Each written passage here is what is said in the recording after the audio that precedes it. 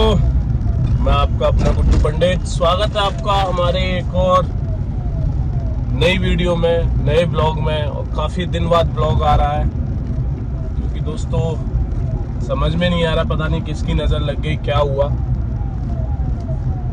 मेरे साथ एक सीन हो गया है भाई। सीन ये हो गया है कि तुम्हारे भाई के ना हार्ट में कुछ इशू आने चालू हो गए हैं। इशू इन द सेंस कह सकते हैं हार्ट बीट बढ़ गई है। अब उसी के चेकअप चल रहे हैं। मेरा इको हुआ, ईसीजी, तो ईसीजी से ही पता लगा कि कोई इशू आ गया है हार्ट में, क्योंकि जो रिदम होती है ना, जो ग्राफ होता है, वो स्ट्रेट हो गया कहीं कहीं। स्ट्रेट मतलब जैसे कि बंदा ओवर हो जाता है तो स्ट्रेट हो जाती है ना लाइन, ऐसे कहीं कहीं वो ग्राफ जो है रिदम छूट रही है, जिसके चलते डॉक्टर ने बोला कि आपको कंसल्ट करना चाहिए कार्डियोलॉजिस्ट से। मैं कार्डिक के पास गया, जेपी हॉस्पिटल में मेरा ट्रीटमेंट चल रहा है। और डॉक्टर है वो MBBS USA से किए हुए हैं, तो उन्हीं का ट्रीटमेंट चल रहा है। आज मेरी वहीं अपॉइंटमेंट है, तो मैं जा रहा हूँ दोस्तों। दिक्कत यही है, हार्ट बीट बढ़ी हुई है। अब देखते हैं क्या हो रहा है, इसमें क्या चल रहा है। उन्होंने मेरे को डिस्प्ले में समझाया था कि हार्ट में ना 2-3 नली होती हैं जिनसे हार्ट पंप करता है, सांस लेता है। तो पहले नंबर वाली है ना, उससे बीट ना बन के सेकंड नंबर वाली से बन रही है।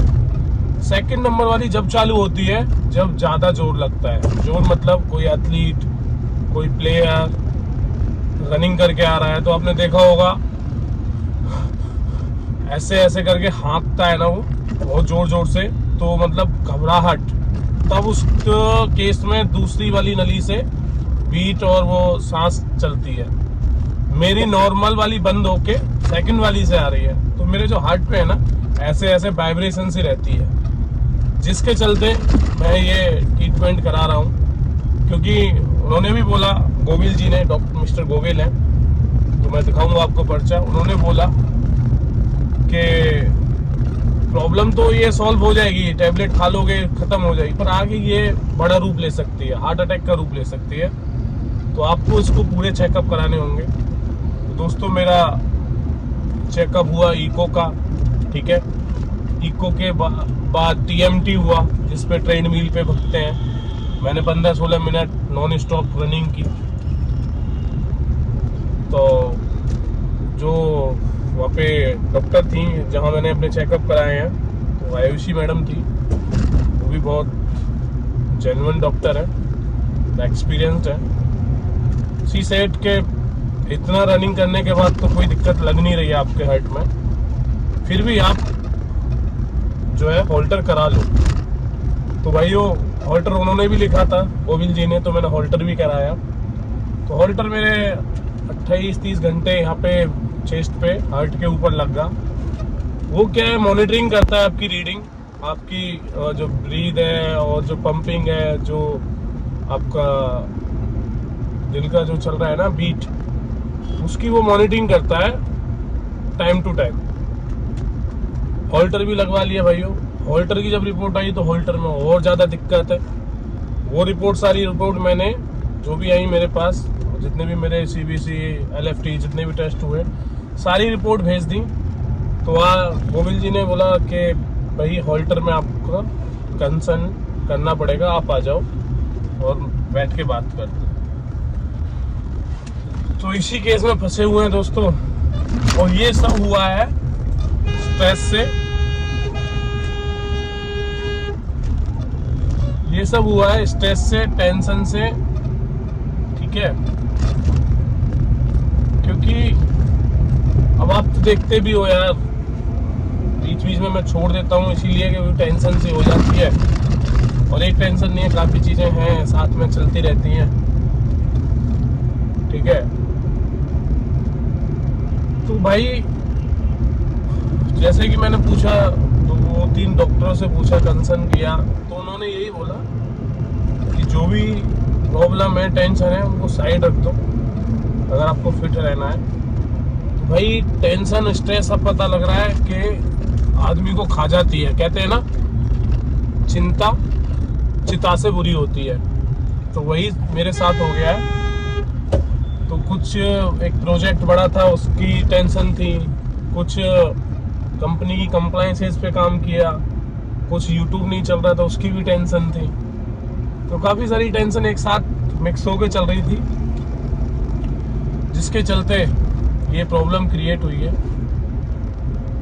और भाई आज की डेट में सुखी इंसान वही है जो इंसान डॉक्टर को ना ढूंढ रहा हो, वकील को ना ढूंढ रहा हो और पुलिस उसको ना ढूंढ रही हो। सबसे सुखी इंसान वही है। अब देखो ना, सब कुछ है मेरे पास, फिर भी मैं डॉक्टर के चक्कर काट रहा हूँ। ठीक है, माता रानी ने बहुत कुछ दिया है मेरे को, सब कुछ है, हर चीज़ है मेरे पास, पर जब लगती है ना प्रॉब्लम तो ये लगता है ठीक है, देखो जाना सबको एक दिन है। मैं भी सोचता हूँ कि मैं भी जाऊँगा ही, पर और कुछ दिन आप लोगों के साथ रह लूँ, ठीक है, वरना कोई नहीं चाहता। ठीक है, कुछ चीज़ें हैं जो अभी बची हुई हैं, उनको लाइन अप कर दूं, फिर ऊपर वाला बुला ले, माता रानी जब चाहे तब बुला ले, कोई दिक्कत नहीं। कुछ चीज़ें लाइन अप हैं, उन्हें और कंप्लीट कर दूं, कभी भी बुलावा आ जाए हंसते हंसते जाऊंगा। क्योंकि मैंने छोटी सी उम्र में ज़िंदगी को बहुत अच्छे से जिया है, बहुत कुछ हासिल किया है, बहुत कुछ पाया है, बहुत खुश हूँ अपनी ज़िंदगी से। तो कभी भी जाना होगा तो नो डाउट खुशी खुशी जाऊंगा। ये तो माता रानी की इच्छा है, कब बुलाए, ना बुलाए तो 100 साल तक ना बुलाए, बुला ले तो कल बुला ले, पर हाँ कभी मना नहीं है, मैं जाऊंगा। ठीक है, मैं अपनी ज़िंदगी से बहुत खुश हूँ, बहुत कुछ हासिल किया है, बहुत हैप्पी हूँ। बस यही है कि आप लोग फिट रहो, स्वस्थ रहो। मैं इतना फिट, इतना स्वस्थ रहा, जिम भी की। हाँ, ये दिक्कत पता है कैसे भी है और कैसे आई है? ये दिक्कत जिम ना करने से भी हुई है। एक्चुअली क्या है कि मैंने बीच में 2 महीने, मेरा जब प्रोजेक्ट आया एक, तो मैंने 2 महीने जो है जिम बिल्कुल स्किप कर दी। बिल्कुल स्किप मतलब जाना बंद ही कर दिया। ना जिम गया, ना कोई सप्लीमेंट लिया, ना प्रोटीन लिया, और ना ही कोई न्यूट्रिशन लिया, जैसे कि मैं मल्टीविटामिन ये सारी चीज़ें लेता हूँ, कुछ भी नहीं लिया। तो मुझे उसका भी एक कारण लगता है कि उसकी वजह से कुछ ना कुछ हुआ है। क्योंकि आप रेगुलर जिम जा रहे हो, अच्छा वेट उठा रहे हो, अच्छी ट्रेनिंग कर रहे हो, और अचानक आप उसे रोक दो, स्टॉप कर दो, तो कहीं ना कहीं उसने भी हार्म किया है।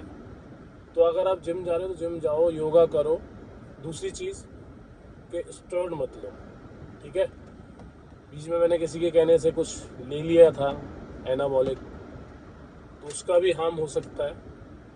तो मैं आपसे यही कहूँगा कि स्टेरॉइड मत लो, नेचुरल रखो।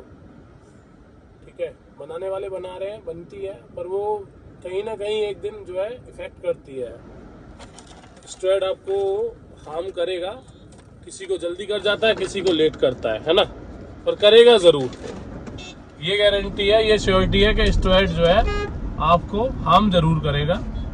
तो उस हार्म से बचने के लिए, नुकसान से बचने के लिए, क्योंकि जब आपको नुकसान होगा ना, किडनी का, हार्ट का, लीवर का, तो उसकी भरपाई कोई नहीं कर पाएगा, ना कोई ट्रेनर, ना कोई पार्टनर, ना कोई फ्रेंड। तो मेरा मानना यही है दोस्तों कि फिट रहो, स्वस्थ रहो, ठीक है, खुश रहो, शरीर पे ध्यान दो। ठीक है, अभी मैं ड्राइव कर रहा हूँ और पहुँच के फिर आपको कुछ रोड के शॉट दिखाते हैं, और कोशिश करूँगा आज के बाद डेली ब्लॉग आप लोगों के साथ शेयर करूँ। ठीक है, जिम भी स्टार्ट करूँगा, देखेंगे क्या होता है। बीमारी कुछ भी नहीं है, आई एम ओके। अगर आप लोग हो, मेरी माता रानी मेरे साथ है, तो कुछ नहीं हो सकता जब तक वो चाहेंगे। तो आज से जिम भी स्टार्ट करूँगा, और आज से ब्लॉग भी फिर से स्टार्ट होंगे, डेली ब्लॉग। जो भी काम चल रहा है, प्रोजेक्ट चल रहा है, कुछ भी हो रहा है, daily blog I will share with you. ठीक है, अपलोड करूँगा, डेफिनेटली करूँगा। तो कुछ रोड के सीन दिखाते हैं। ये 104 की मार्केट, शाम को बड़ी प्यारी मार्केट लगती है भाइयों। ये लाइटिंग वाइटिंग, कुछ अच्छे अच्छे कैफ़े हैं यहाँ पे, अच्छी अच्छी शॉप्स हैं। तो शाम को अगर आप आओगे तो बहुत सुंदर मार्केट लगती है ये, एक बार ज़रूर ट्राई करें। तो दोस्तों फाइनली पहुंच रहे हैं हम जेपी हॉस्पिटल। ठीक है, तो अभी एंट्री लेंगे हॉस्पिटल, थोड़ा सा रॉन्ग साइड चलना पड़ रहा है। बाकी ये जो हॉस्पिटल है ये लोकेटेड है आपका 128 128 में, सेक्टर 128। तो बोर्ड आपने देख ही लिया होगा, जेपी अस्पताल। यहाँ बहन जो दुश्मन को भी ना बुलाए।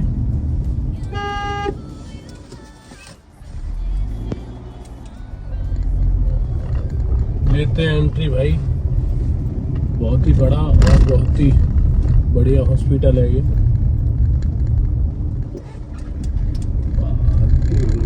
देखते हैं,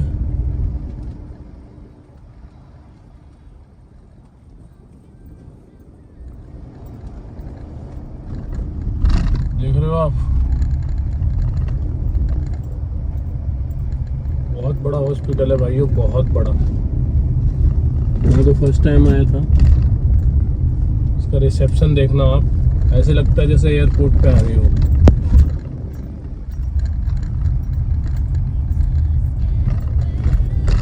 देख रहे हो भाई, रिसेप्शन देखिए, सिर्फ रिसेप्शन आप, ऐसे फील आएगा जैसे कि आप एयरपोर्ट पे आ गए।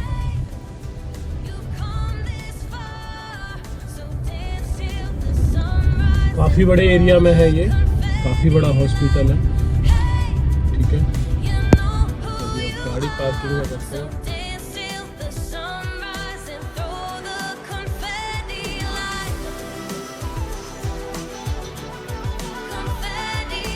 भाइयों डॉक्टर साहब से मिलके आ चुके हैं। जेपी हॉस्पिटल का आप रिसेप्शन, जेपी हॉस्पिटल देख सकते हैं। बहुत ही बड़ा और बहुत ही जेन्युइन हॉस्पिटल है। अभी चलते हैं घर की तरफ वापस।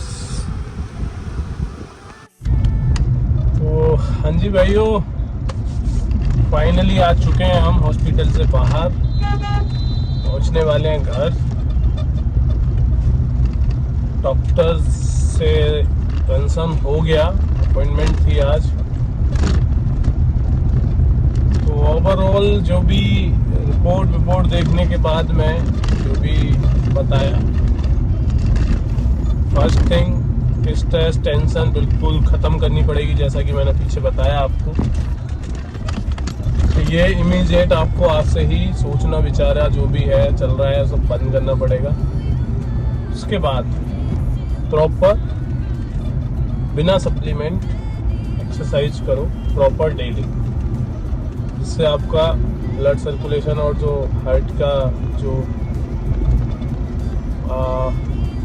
अपनी भाषा में कुछ बोला उन्होंने कि हार्ट बीट उससे मेंटेन रहती है। जैसे जिम और एक्सरसाइज करते हैं तो उससे मेंटेन रहती है हार्ट बीट। तो बोला एक्सरसाइज से कोई प्रॉब्लम नहीं है, आप जिम करो और विदाउट सप्लीमेंट। मैंने सर प्रोटीन शेक ले सकता हूँ, तो प्रोटीन सिर्फ फूड सोर्स से ही लेना पड़ेगा आपको। वो पाउडर फॉर्म में प्रोटीन नहीं लेना, बे प्रोटीन के लिए भी मना कर दिया है। अब बच रहा है मेरा प्रोटीन, अभी आधी बाल्टी है तो उसको धीरे धीरे निपटाऊंगा। बाकी आज से जिम स्टार्ट करेंगे और नेचुरल सोर्स से प्रोटीन लेंगे। ठीक है, नेचुरल सोर्स भी हैं काफ़ी, तो उनसे प्रोटीन हम अचीव करेंगे।